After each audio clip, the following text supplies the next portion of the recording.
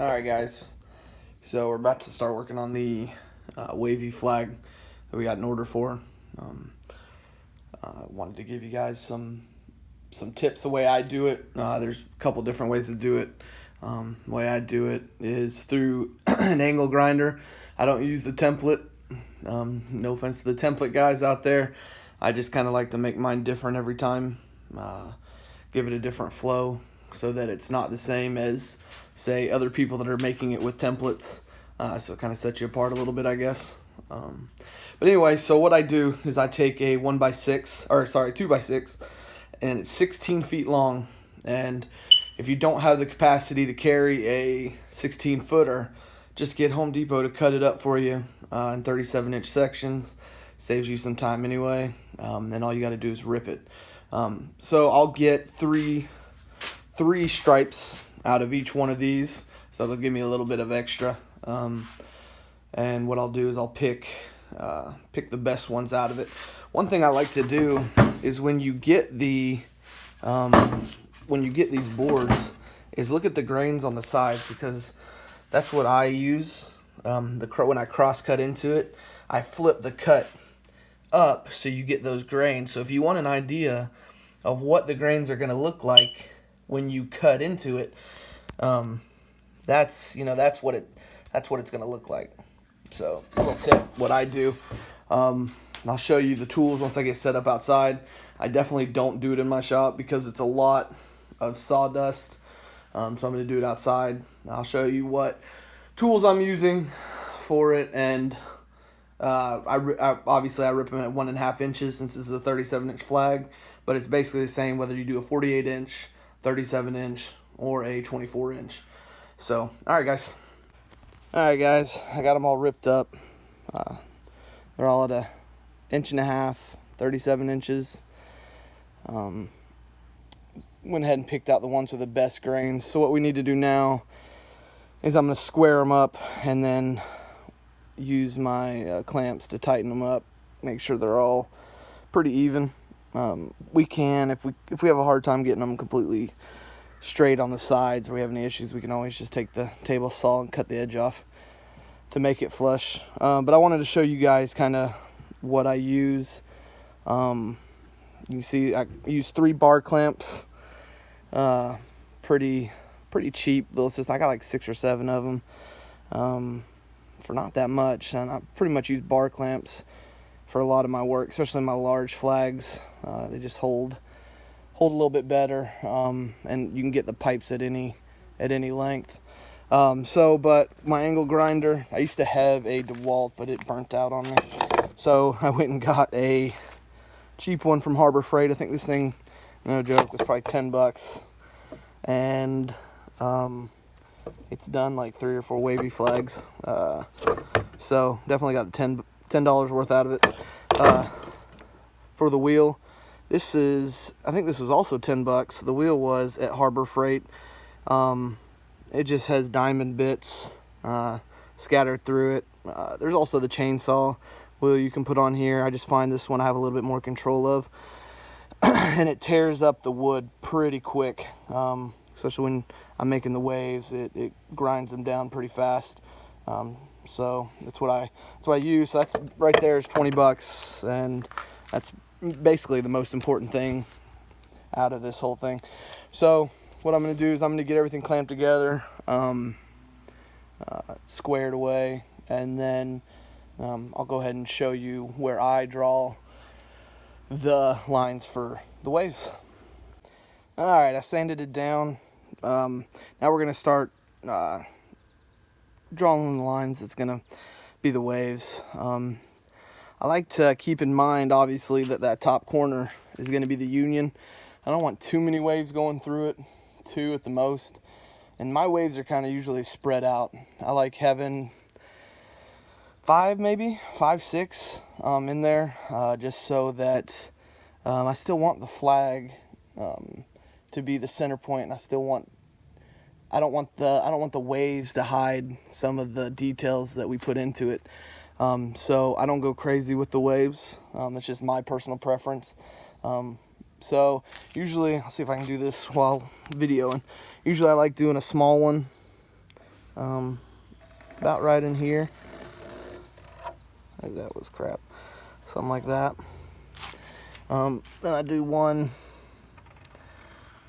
I kind of like having the long kind of curls like that. I'm going to do one right here. And then one right in this corner. Like that. So, and I may branch out one of these waves. That's kind of how I like doing it. This is only 4. I get that. Maybe not enough for some people. Maybe I'll add one small one right here, somewhere right in there, and then maybe one small one right in there, something like that. Maybe move that one over just a little bit. That's probably what I'll do. So I'll sand it down, and then I'll probably move that one over to about right here. But we'll see how it turns out. I haven't done a ton of these wavy flags, so I'm still pretty new to it. So definitely there's people that are, more comfortable with doing these. I'm still kind of learning, but I just wanted to kind of show what the process I do. I'm not going to be able to hold the grinder and do that, so just kind of have to take my word for it that works pretty well. And I'll stop if there's anything that I can think of while I'm working to kind of give you tips. Alright guys, so I'm a little over halfway done. Kind of wanted to give you an idea of how, whenever I draw out the lines, kind of my step-by-step thing I do. So obviously there's the line you start with. So what I do is I'll take an angle grinder and make basically a trench all along where that line is, about as deep as I want it to go. And then once I get that trench, you can kind of see this side's kind of already a little slanted because of the angle I was going at. What I'll do is I'll take that angle grinder and I'll work on this side. I'll work this way out to kind of get the waves that I'm looking for. So you can kind of see it's kind of still rough. A lot of sawdust still, but I'll make so you can kind of see how deep it is. Some of them differ. They're not all as deep as the others, but I'll make that, and then I'll take it. See if you it's kind of hard to see. But anyway, and I'll take and I'll smooth it out and kind of carve the way I want that wave to look along it. Some of it's got more depth inside the crease, and some of it doesn't. Just kind of the way I like to look at it. You don't want it to look exactly symmetrical, especially with it being a wavy flag. So they're going to have different heights and different depths on the creases. But anyway, just want to show you that. I'm going to finish it up. I've been carving for probably about 30 minutes. I'm going to go ahead and finish these 2 lines out, get it to where I want it, and then I'll start sanding it to get it smooth. Alright guys, so got them all carved in there, sanded. I sanded up to, I think 800. Yeah, I think I sanded up to 800 this time. Started at 80, worked my way up. It's hard to tell, but man, this thing is smooth. Even down in the rivets, it's smooth. It's not perfect. I mean, none of these ever are. But so what I'm going to do is I'm going to get the air blow all the dust off, flip it over, and I may torch it tonight. I'm kind of running out of daylight, but I'm probably going to move it back into my shop and go ahead and start torching them, see what it looks like. All right, thanks.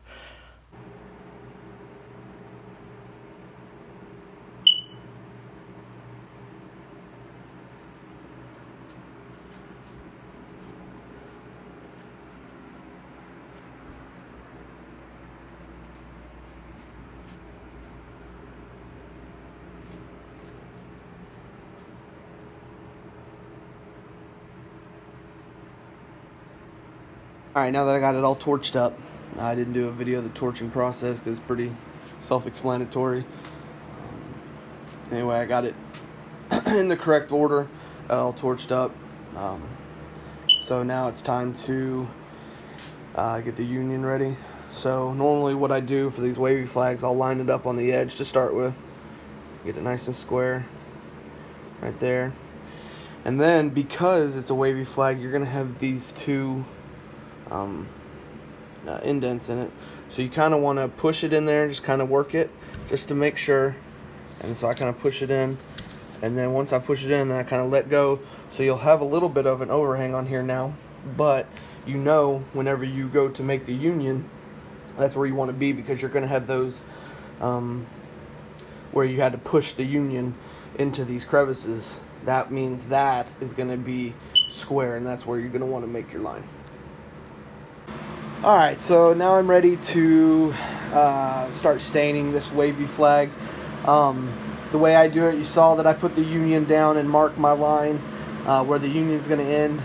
Then I take a razor blade. It's pretty simple. Take a razor blade, hammer that into the line so that I get a nice crisp line without any of the blue getting on the red or the blue getting on the natural part.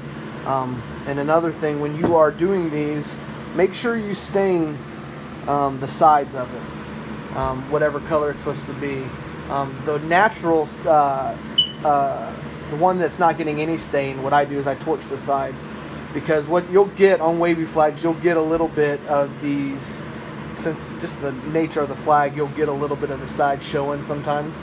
And if you have it stained or if it's torched for the natural, it won't show up as much. So I've been making sure I do that on all of these, because I don't want, like, especially in the union where it's really noticeable, I don't want any white parts showing up throughout it. So it makes it for a nice cleaner look. But anyway, that's how I get it separated for the union, and then we'll start staining, and then we'll get ready to glue these things together. Alright, I got them separated. These right here, this group and over, are going to be the blue and the reds. This next group is going to be just blues, and that group right there is going to be just reds. It's all red stripes. Normally what I do is I'll do the blues first, where it's just the blues, move those over, so I don't get any chance before I even pull out the red, so I don't get any chance of getting red on any of these parts of the natural ends of it. So I'll knock out the blues, and then move over, get these blues and reds done, and then the all reds. And while it's drying, usually what I do is I start working on, I got other projects going on right now. So should be able to, it's usually ready to put together about 20-30 minutes of drying time, really, is whenever I start going ahead and putting it together. So we'll go ahead and put it together, and I'll show you how I clamp it up, glue it, and all that fun stuff. So we got these, we got just the blues over there drying. We're fixing to do the reds. I just kind of wanted to show you on these wavy flags, you don't have to get much of the sides. You really just, I mean, just 1/8 of an inch is usually, if you, probably less than that really is what peeks over. You just want to make sure you have a little bit, even on that one. See how I just have just a little bit on the edge?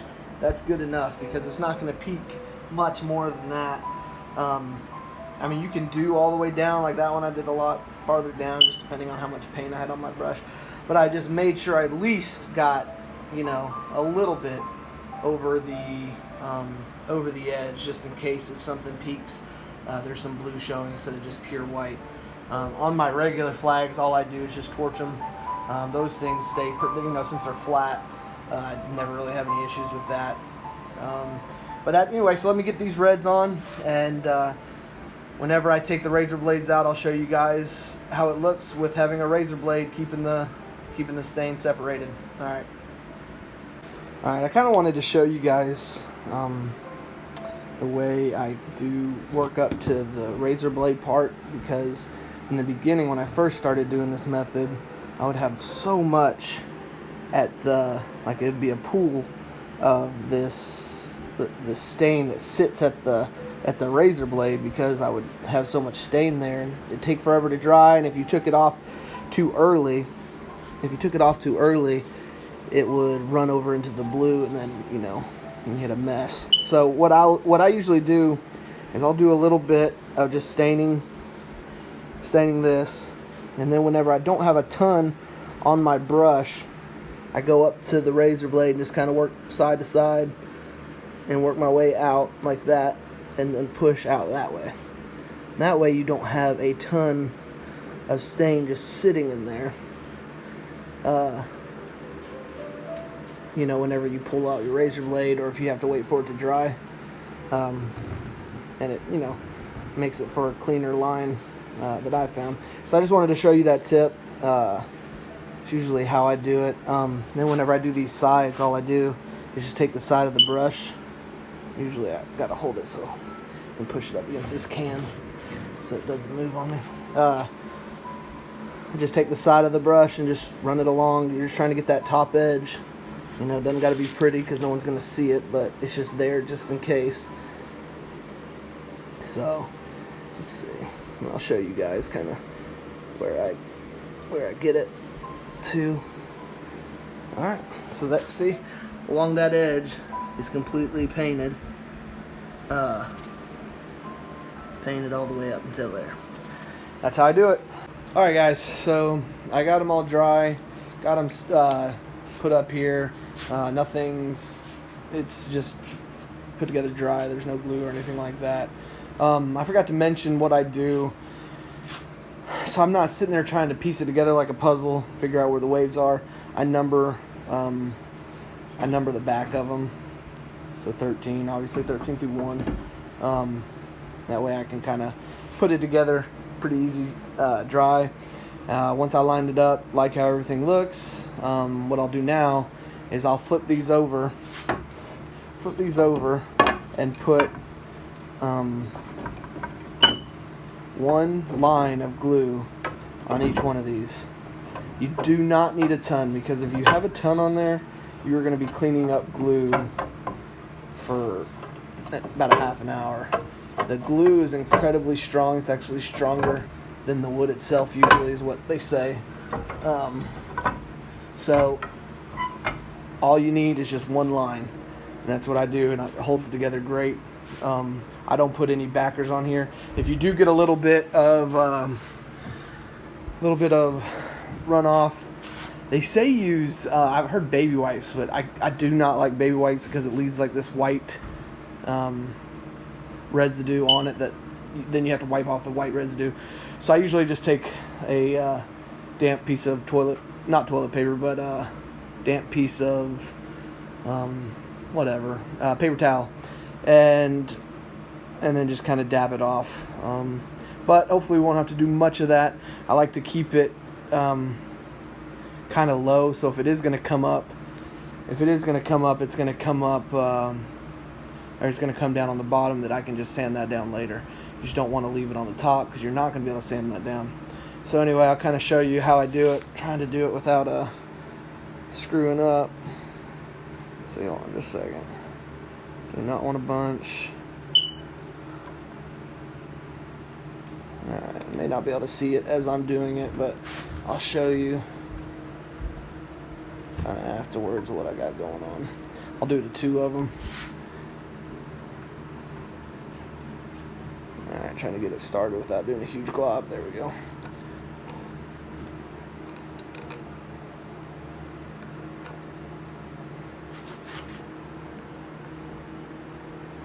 Alright, so that's basically how I do it. I've honestly did a little too much, so I'm probably going to have to be cleaning up some.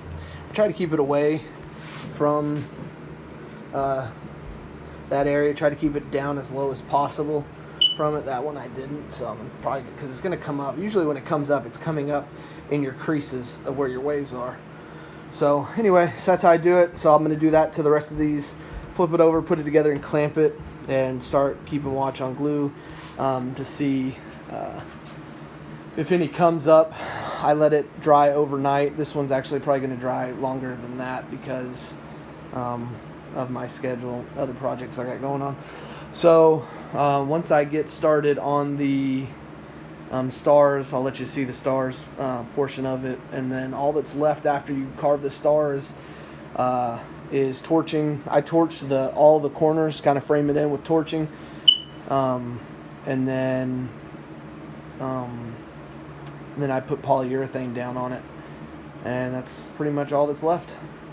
Alright guys, flipped everything over, got it put back together. Honestly, there wasn't that much. There's a little bit of glue down in here, and I think a little bit down in here, and got it up. I'm gonna keep an eye on it, probably for another 10 minutes, just to see if I get any other glue coming up.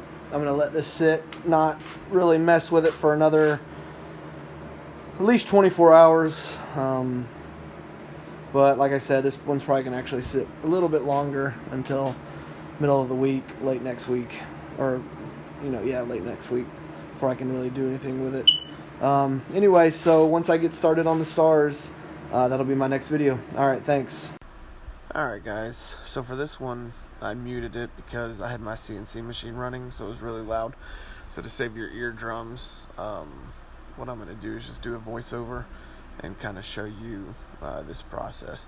So what I do is I tape it on the edge right there to kind of hold it into place. I don't want to tape it down too much, because when I push it into the crevices like that, I need a little bit of movement, because it is going to move on you.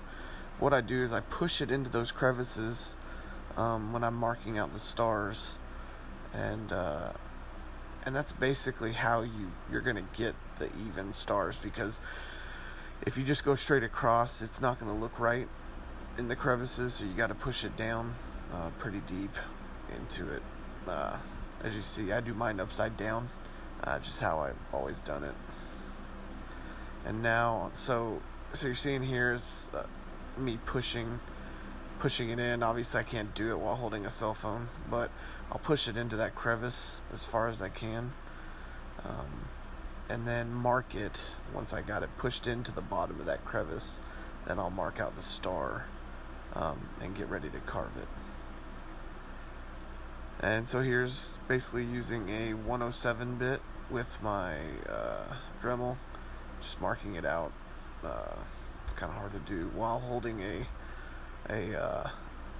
phone, so don't judge my star.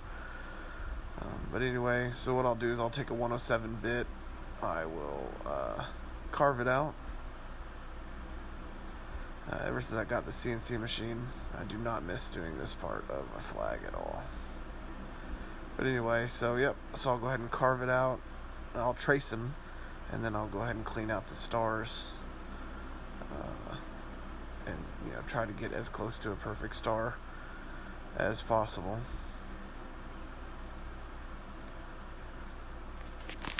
And that's pretty much the whole process. After the stars are carved, I put on some polyurethane, put about 3 coats on, and then we're